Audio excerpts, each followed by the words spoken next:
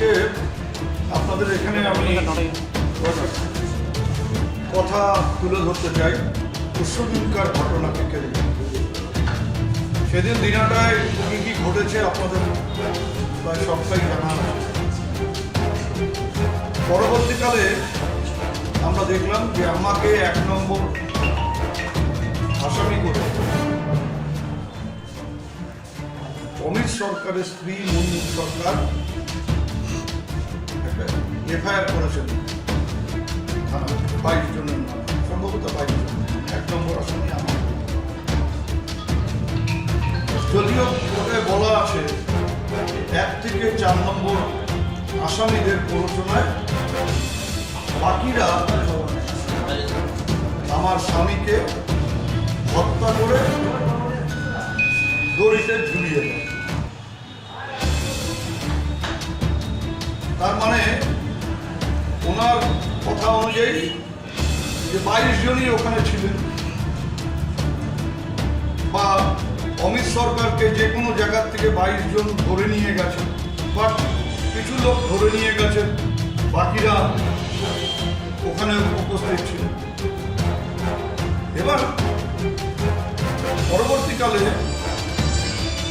আমরা দেখতে পাই postmortem report, সেখানে পরিষ্কারভাবে বলা হয়েছে যে দড়িতে ঝুলবার জন্য, গলায় দড়ি দিয়ে ঝুলবার জন্য তার মৃত্যু হয়েছে। তাহলে যে কথা শ্রীমতী মুনমুন সরকার বলেছেন, অর্থাৎ হত্যা করে দড়িতে বেঁধে ঝুলিয়ে দেওয়া হয়, গলায় দড়ি পেঁচিয়ে ঝুলিয়ে দেওয়া হয়, সেটা এখানে জানা আছে।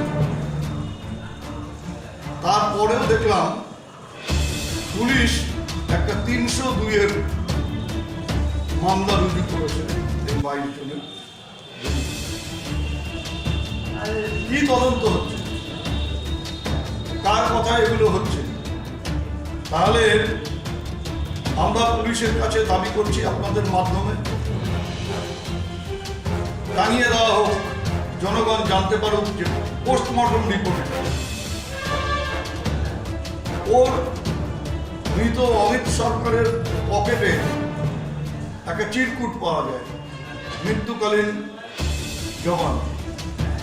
সেখানে পরিষ্কারভাবে বলেছে যে আমার মারা যাওয়ার কারণ 3 জনের নাম দিয়েছে। সোমা প্রসাদ, তার ফোন নাম্বার দেওয়া আছে, উত্তম সরকার এবং ঈশ্বর কি দেবনাথ কিনা ঈশ্বর বর্মন, এরকম কিছু একটা নাম আছে। তাদের 3 জনের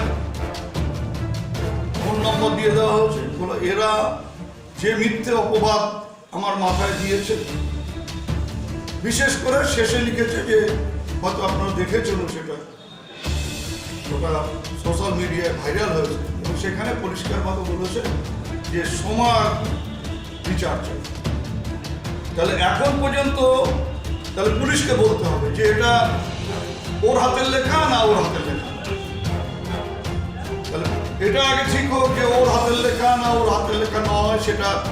আর যদি ওর হাতের লেখা হয়, তাহলে পরে এই 3 জনকে ডাক দিয়ে পুলিশ পরিষ্কারভাবে তদন্ত করুক, জিজ্ঞাসাবাদ করুক, পরিষ্কার হওয়া দরকার। এবং আমরা আজকে আরটিআইও করেছি, সেই আরটিআইয়ে আমরা পোস্টমর্টম রিপোর্ট সম্বন্ধে জানতে চেয়েছি। আমরা সরকারের কাছে দাবি করছি, স্বাস্থ্য দপ্তরের কাছে দাবি করছি, পুলিশের কাছে দাবি করছি যে এগুলো প্রকাশ করতে হবে। দিনাটার মানুষের জানার অধিকার আছে। দিনাটা মানুষ, শহরের একটি ছেলে মারা গেল, কি কারণে মারা গেল, কারা সেই মৃত্যুর জন্য দায়ী, এবং মৃত্যুর কারণটা কি, এটা দিনাটার প্রত্যেকটা মানুষ জানতে চায়, তার সাথে আমরাও জানতে চাই। কোনো লুকোচুরির ব্যাপার নেই। সরকারকে, পুলিশকে, সরকার ইন দ্য সেন্স, এখানে আমি স্বাস্থ্য দপ্তরের কথা বলছি, স্বাস্থ্য দপ্তর পরিষ্কারভাবে আমাদের যে আরটিআই হয়েছে সেই আরটিআইয়ের জবাব দিয়ে আমাদেরকে পোস্টমর্টম রিপোর্ট জানা, এবং পুলিশও পোস্টমর্টম রিপোর্ট সাংবাদিকদের মাধ্যমে জনগণের কাছে। আমি আজকে আপনাদের কাছে কয়েকটা ফটো তুলে ধরছি, পরিষ্কার দেখুন, আপনারা নিশ্চয়ই চিনতে পারবেন এই ছবিটা হচ্ছে প্রয়াত অমিত সরকারের ছবি। অমিত সরকার পেছনে হাত দিয়ে একটা হতাশ ভঙ্গিতে একা একা অত রাতে হেঁটে ওই আপনার মসজিদের পাশ দিয়ে যাচ্ছিলেন। কোথায় যাচ্ছিলেন?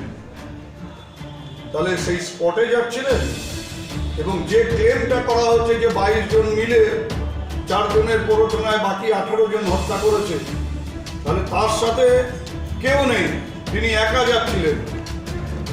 কেন তিনি আত্মহত্যা করলেন? যদি আত্মহত্যা করে থাকেন, কারা তাকে প্ররোচনা দিল? কোথায় তিনি অপমানিত হলেন? কে তাকে সেদিনকে ভেটাগুড়িতে অসম্মান করলো? এই সব জিনিস নিয়ে আমরা পরিষ্কার হতে চাই। আমরা চাই পুলিশ তদন্ত করে এগুলো জনগণের সামনে তুলে ধরুক। দিনাটার মানুষের জানার অধিকার আছে।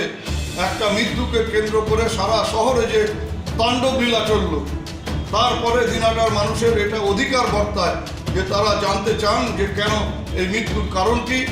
যদি হত্যা হয়, এই হত্যার পেছনে কারা আছে? যদি আত্মহত্যা হয়, হঠাৎ করে একটা তরতাজা ছেলে স্ত্রী পুত্র থাকার সত্ত্বেও কেন আত্মহত্যা করলো? ওর কি আগে কোনো সাইকোলজিক্যাল ডিপ্রেশন ছিল কিনা? যদি না থেকে থাকে তাহলে হঠাৎ করে কোন হতাশার থেকে ও আত্মহত্যা করলো? ও আমরা যতদূর জানি যে ও শান্তশিষ্ট একটি ছেলে, কারোর সাথে কোনো রাজনৈতিক কলহ, ব্যক্তিগত কলহ ওর বাড়ির আশেপাশে কারোর সাথে আছে কিনা আমি জানি না, কিন্তু রাজনৈতিক বিরোধী দলের সাথে ওর কোনো যে কলহ নেই। অন্তত পক্ষে আমাদের সাথে কখনো কোনো সময় ওর মুখোমুখি হয়নি, বা ও কোনো সময় আমাদেরকে কটু কথা বলা বা আমাদের সাথে কোনো কলহে লিপ্ত হওয়া কোনো সময় এটা হয়নি। কাজেই ওর মৃত্যুর কারণ জানার অধিকার আমাদেরও আছে দিনাটার বাসী হিসেবে। আমরা আপনাদের মাধ্যমে এই জিনিসগুলো তুলে ধরতে চাই। এটা যেমন জনগণের জানা উচিত, তেমনি পাশাপাশি প্রশাসন এবং পুলিশ তাদেরও দায়িত্ব আছে এই ব্যাপারটা নিয়ে তদন্ত করে মানুষকে জানান দেওয়া। এটা দাবি আপনাদের মাধ্যমে করলাম। এই ছবি আরও আছে, আপনারা দেখুন, পরিষ্কার হয়ে যাবেন যে অমিত হেঁটে হেঁটে যাচ্ছে এই রাতে একা একা, তার ধারে কাছে গভীর রাত, ধারে কাছে কেউ নেই, একা একা যাচ্ছে। কেউ যদি তাকে ধরে নিয়ে যায় তাহলে তো সবাই দেখতে পেতেন। আর যদি অমিতকে কেউ ডেকে নিয়ে যায় তাহলে তার কল লিস্ট প্রকাশ করা হোক যে কারা তাকে ডেকে নিয়ে গিয়েছিল।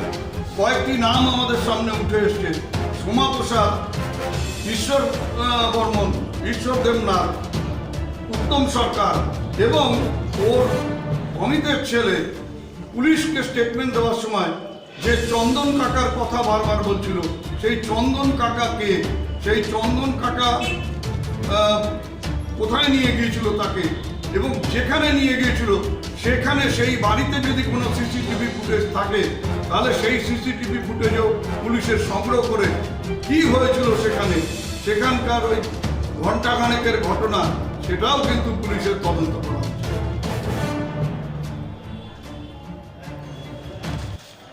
আপনারা কি পুলিশকে দাবি জানিয়েছিলেন দলের তরফ থেকে? কি দাবি জানাবো?